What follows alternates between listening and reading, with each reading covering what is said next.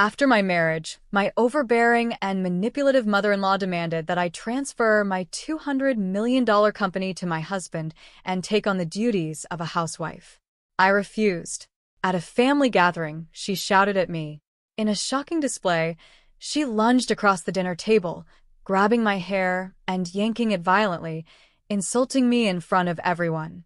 The guests were stunned, and although some tried to intervene, my husband did nothing to stop his mother's attack, revealing his deep submission to Helen's toxic influence. I kept calm, but my silence was filled with burning anger. I decided to seek revenge with my quick secret plan. The next day, I got a shocking surprise. Their tears of desperation were the sweet sound of revenge I had been waiting for all along. My name is Emily Lawson, and I've always believed that hard work and determination can carve out a successful life. At 35 years old, I am the CEO of a thriving company in San Francisco, valued at $200 million. I've poured my heart and soul into building this business from the ground up, and every achievement has been a testament to my commitment. I've never been one to focus on personal relationships. My work has always come first. Growing up in a small town, I learned early on that dreams require effort. My parents instilled in me the importance of education and perseverance. I worked tirelessly throughout my school years, earning scholarships that eventually led me to a prestigious university. I graduated at the top of my class with a degree in business management. From that moment on, I knew I wanted to start my own company, and nothing would stand in my way. For years, I dedicated myself to the growth of my company, focusing solely on building my brand and reputation. Late nights and early mornings were my routine. My friends often joked that I was married to my work, and they weren't entirely wrong.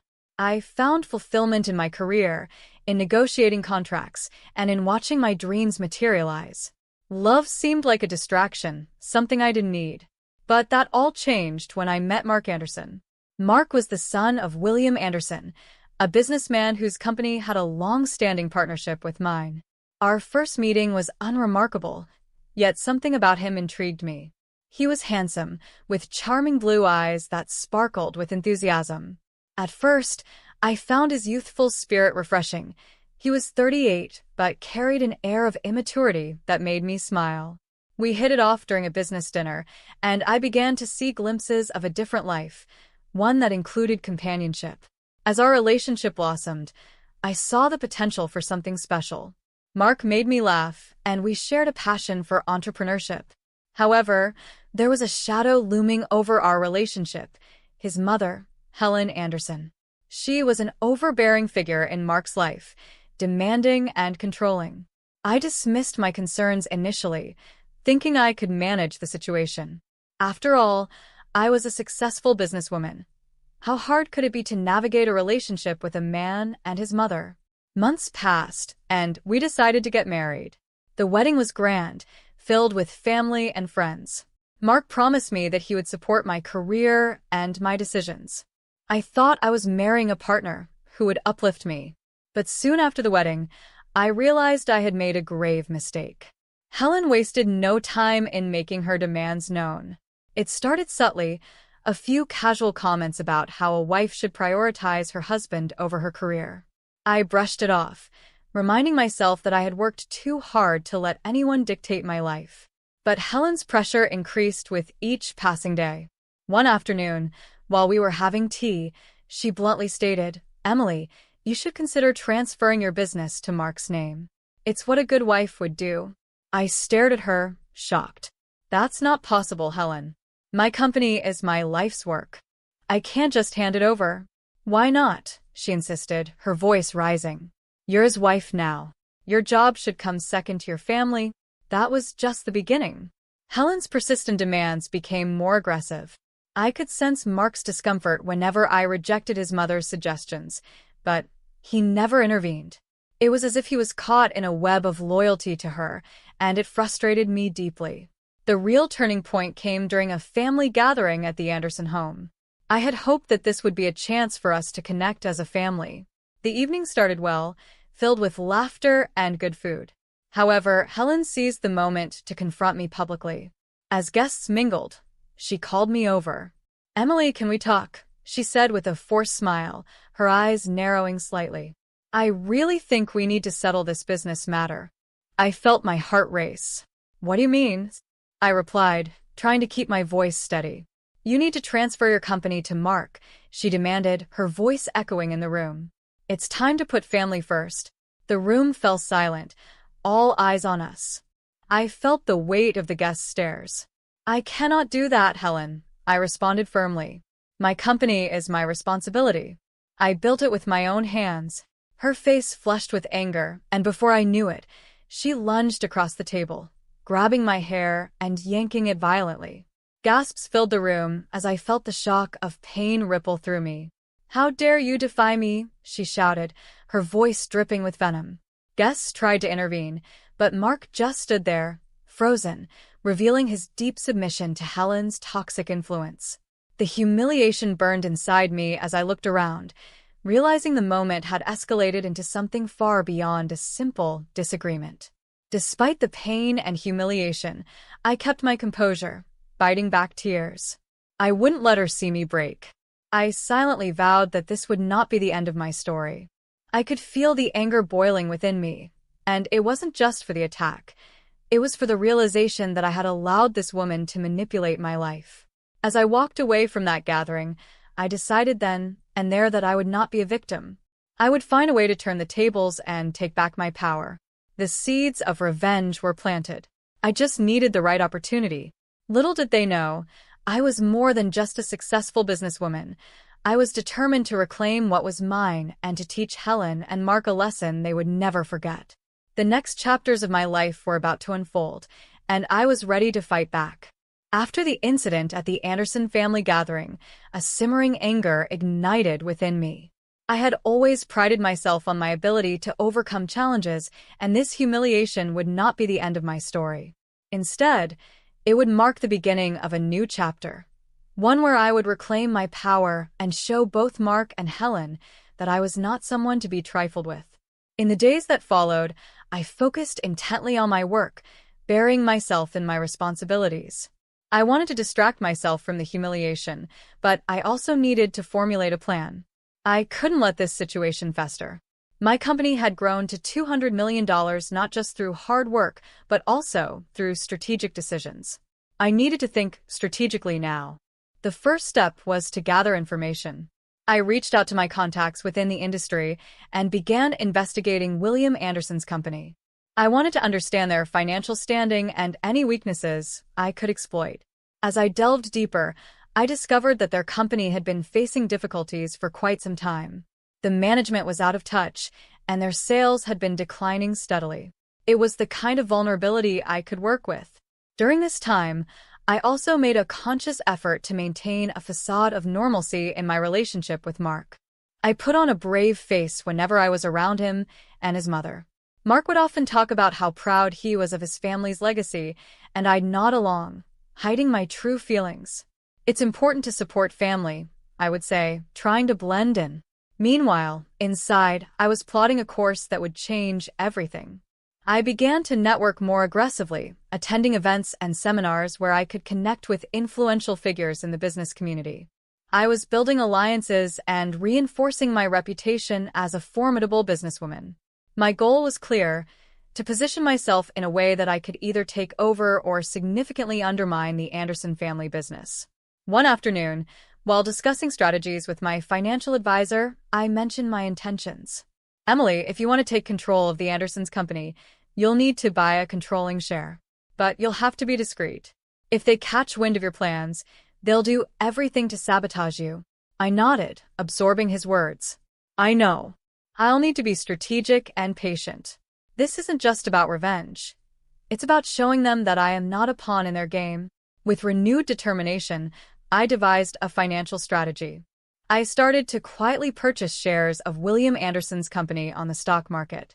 The more shares I acquired, the stronger my position became. I worked late into the nights, crunching numbers and analyzing market trends. Every small victory fueled my resolve. Simultaneously, I made sure to document every encounter I had with Helen and Mark. I wanted to gather evidence of their manipulative behavior, knowing it could serve as leverage later. Whenever I visited the Anderson home, I paid close attention to their dynamics. I noted how Helen often belittled Mark, using guilt to control him. It only reinforced my belief that they needed to be taught a lesson. One evening, while I was at a business dinner, I overheard a conversation between two industry insiders discussing the Anderson family's faltering reputation. If they don't turn things around soon, they might have to sell off parts of the business, one said, shaking his head. The words sent a thrill down my spine. This was the confirmation I needed. I could move in for the kill, at just the right moment. As weeks passed, I became more entrenched in my plans. I reached out to potential investors who were looking for opportunities. My goal was to gather enough backing to make a substantial bid for a controlling stake in the Andersons company. I felt an exhilarating mix of anticipation and determination. I was no longer just Emily Lawson, the businesswoman. I was the architect of my own revenge, carefully crafting a strategy that would lead to their downfall. I envisioned the moment when I would stand before them, revealing my triumph and turning their world upside down. Every time I thought about that dinner table confrontation, the anger surged anew, igniting my resolve. I was going to show them that they had underestimated me. Their arrogance and manipulation would come back to haunt them. Soon, I would rise like a phoenix from the ashes, leaving the Andersons to confront the consequences of their actions. The path was set and I was ready. Little did they know that a storm was brewing, one that would change the course of our lives forever. My patience and strategy were about to pay off, and the final act of my revenge was drawing closer. As the weeks turned into months, my plan to take control of the Anderson family business took shape. Each day, I diligently worked behind the scenes, quietly acquiring shares of William Anderson's company. My financial advisor guided me through the intricate process of building a stake that would give me the leverage I needed. I felt an electric thrill each time I received updates on my acquisitions, knowing I was one step closer to my goal. Meanwhile, I maintained my facade around Mark and Helen. At family dinners, I forced myself to engage in lighthearted conversations, even as I mentally prepared for the moment I would unveil my plans. Mark remained blissfully unaware of the storm brewing just beneath the surface. He often praised his mother. "You've built a great family legacy, Mom." "I hope to keep it going," he would say, and I would nod, suppressing the urge to roll my eyes. One evening, during a particularly lavish dinner at the Anderson home, I felt the tension rising. Helen, dressed to the nines, was in rare form, boasting about her family's accomplishments. "Our company has always been the leader in this industry," she proclaimed, her tone dripping with superiority. "But with the right vision, it can go even further." I smiled politely, my heart racing. "Yes, Helen, but a vision must adapt to the changing times," I replied, knowing the words held deeper significance.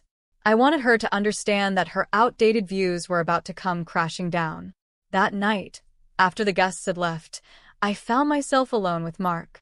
He poured us both a glass of wine and casually mentioned how proud he was of his family's legacy. "It's a big responsibility, but I know we'll keep it strong," he said, confidence radiating from him. "I really wish you'd consider stepping back from your company, Emily. I mean, wouldn't it be nice to focus on families?" His words stung, and I felt the familiar rush of anger. "Mark, you know how important my company is to me." "I won't just give it up," I said, trying to keep my tone steady. I could see his expression change, a mix of confusion and concern creeping into his eyes. The following week, I received a tip from one of my industry contacts about an upcoming board meeting for William Anderson's company. This was my chance. I decided I would attend and present myself as a potential partner. I knew this would send shockwaves through the Anderson family, especially once they learned that I was no longer just the wife of their son but a formidable player in the business world. On the day of the meeting, I arrived early, my heart racing with excitement. The boardroom was filled with stern-looking executives, and I took a seat at the table, confident and poised. When the meeting began, I introduced myself, keeping my tone professional but friendly. "I'm Emily Lawson, and I believe I can offer your company a fresh perspective," I stated, noting the surprised expressions around the room. As I presented my ideas, I could see skepticism on some faces, especially among those loyal to Helen. But I also noticed intrigue. I highlighted how my company could benefit from a merger and the advantages of innovation and adaptation in a rapidly changing market. The more I spoke, the more I could sense the shift in the room.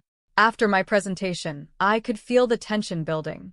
Helen, who had just entered the room, looked furious. "What is this?" she demanded, her voice sharp. "You're not in a position to make demands, Emily." With that, I felt a wave of confidence wash over me. "Actually, Helen, I believe I am," I replied calmly, meeting her gaze without flinching. "You see, I now own a significant portion of your family's company, and I'm here to discuss its future." Gasps filled the room. The stunned silence that followed was almost deafening, and I knew I had them exactly where I wanted. Mark's eyes widened, his mouth agape as he processed the revelation. It was the moment I had been waiting for, the moment to turn the tables and show them that I would no longer be a pawn in their game. The stage was set for the final act of my revenge, and I was ready to make them confront the consequences of their arrogance. The balance of power was about to shift dramatically, and I couldn't wait to see their reaction. The atmosphere in the boardroom turned electric as my revelation hung in the air. I could see Helen's face turn an alarming shade of red, her composure slipping away. "This is unacceptable," she shouted, her voice rising. "You have no right to interfere with our family business." But I stood my ground, a calm smile on my face. "Actually, Helen, I have every right. As a significant shareholder, I'm here to ensure that the company thrives. It's time for some changes, and I intend to lead them." Mark, still in shock, turned to his mother, trying to make sense of what he had just heard. "What do you mean, Emily? You're part of this?" His voice was a mix of confusion and disbelief, as if he couldn't fathom how I had outmaneuvered them. "Yes, Mark. While you were focused on family legacies and traditions, I was building my own legacy," I replied, my tone unwavering. "And now, your family's business needs a new direction, one that embraces innovation instead of clinging to outdated practices." Helen's frustration was palpable, her fingers trembling at her sides. "You think you can just waltz in here and take over? You're nothing without my family's name," she retorted, her voice dripping with disdain. I leaned forward, my eyes locked onto hers.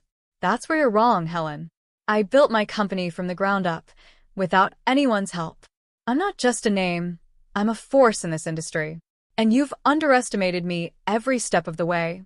The other board members were captivated, some exchanging glances of astonishment. I continued, addressing them directly. "If we want this company to survive, it must adapt. I propose a merger that will revitalize both our businesses. My expertise can guide us to greater success." As the meeting progressed, I outlined my vision, detailing the benefits of the merger and the strategic advantages it would bring. The tension in the room gradually shifted from hostility to curiosity. I could sense that I was gaining traction, and my confidence soared. However, Helen wasn't finished yet. "This isn't over, Emily. You think you can just take everything from us? I won't allow it." Her voice was laced with desperation, and I could see the wheels turning in her mind as she plotted her next move. "That's the thing, Helen," I said, my voice calm but firm. "I'm not taking anything from you. I'm giving you a chance to adapt and thrive. But if you refuse to accept reality, then you will face the consequences of your actions." With that, I concluded my presentation, and the room fell silent. I looked around, gauging the reactions of the board members. Slowly, they began to nod in agreement, some whispering to one another. I knew then that I had won them over. Helen stood, her face a mixture of fury and disbelief. "You'll regret this, Emily. You've made a powerful enemy today," she spat before storming out of the room. As she left, I turned to Mark, who still seemed dazed. "Mark, this is a new beginning for both of us. If you're willing to embrace change, we can build something incredible together." He looked at me, uncertainty in his eyes. "I don't know what to think right now, Emily. My whole world feels upside down." "Then let's turn it right side up," I replied, offering him a reassuring smile. "Together, we can make this work." In the following weeks, the transition was anything but smooth. Helen rallied against me, trying to sway the board and discredit my plans. But I was ready for her. I had anticipated her moves and gathered evidence of her past mismanagement, ready to present it at the next board meeting. When the day came, I stood in front of the board once again, armed with facts and figures. You see, this isn't just about me. It's about the future of this company. If we allow Helen to continue her outdated practices, we will face dire consequences. I have the data to prove it. As I laid out my case, I could see the tide turning against Helen.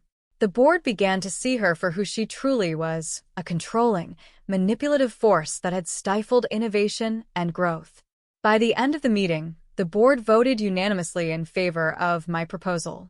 Helen's reign was over, and I felt a surge of triumph wash over me. I had not only secured my position but had also paved the way for a brighter future. As I walked out of the meeting room, I couldn't help but feel a sense of empowerment. I had taken control of my life and my company, transforming from a victim of manipulation into a powerful leader. I was ready to lead this new chapter with strength and integrity, and I had learned that betrayal could lead to unexpected triumphs. In the end, I realized that true power comes not just from success in business, but from knowing your worth and never allowing anyone to take that from you. I had won the battle, but the war of business and resilience would always continue.